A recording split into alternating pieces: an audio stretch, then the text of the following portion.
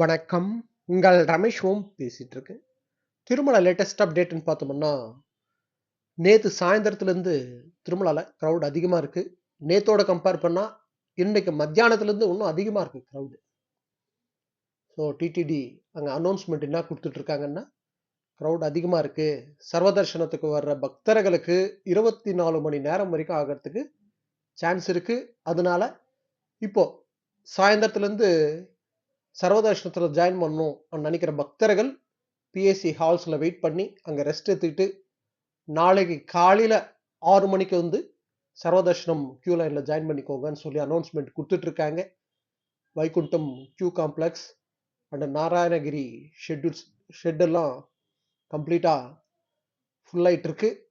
So அதனால நாளைக்கு காலையில 6 மணிக்கு வந்து சர்வதர்ஷனத்துல ஜாயின் பண்ணிக்கோங்க. 24 மணி நேரம் வரைக்கும் ஆகிறதுக்கு சான்ஸ் இருக்குன்னு சொல்லி அனௌன்ஸ்மெண்ட் கொடுத்துட்டு இருக்காங்க.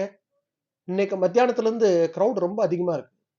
நான் வந்து நம்ம திருப்பதி பஸ் ஸ்டாண்ட் ஏரியால அந்த ஸ்ரீனிவாசன் காம்ப்ளெக்ஸ் இருந்து நம்ம ரயில்வே ஸ்டேஷன் அந்த ஏரியால அந்த கிரவுட் பார்த்தாவே நம்ம ஒரு எஸ்டிமேஷன் போட்டுடலாம். இன்னைக்கு கிரவுட் அதிகமா இருக்கு, இன்னைக்கு நார்மலா இருக்கு, இன்னைக்கு கிரவுட் ரொம்ப கம்மியா இருக்குன்ற மாதிரி ஒரு எஸ்டிமேஷன் போடலாம். இன்னைக்கு ரொம்ப அதிகமா இருக்கு கிரவுட். ஸோ நாளைக்கு கூட கிரவுட் அதிகமா இருக்கிறதுக்கு சான்ஸ் இருக்கு. ஏன்னா இன்னைக்கு மத்தியானத்துல இருந்து கிரவுட் ரொம்ப அதிகமா இருக்கிறதுனால இந்த கிரவுட் அப்படியே நாளைக்கு இருக்கும்.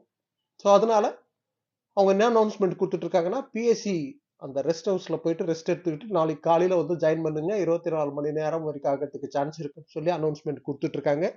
இதுதான் இன்னைக்கு தர்ஷனத்துக்கு சம்பந்தப்பட்ட ஸ்டேட்டஸ். இது போல திருமலா திருப்பதி அப்டேட்ஸ்க்காக சப்ஸ்கிரைப் பண்ணி வச்சுக்கோங்க. ஓகே, நெக்ஸ்ட் அப்டேட்ல மீட் பண்ணுவோம்.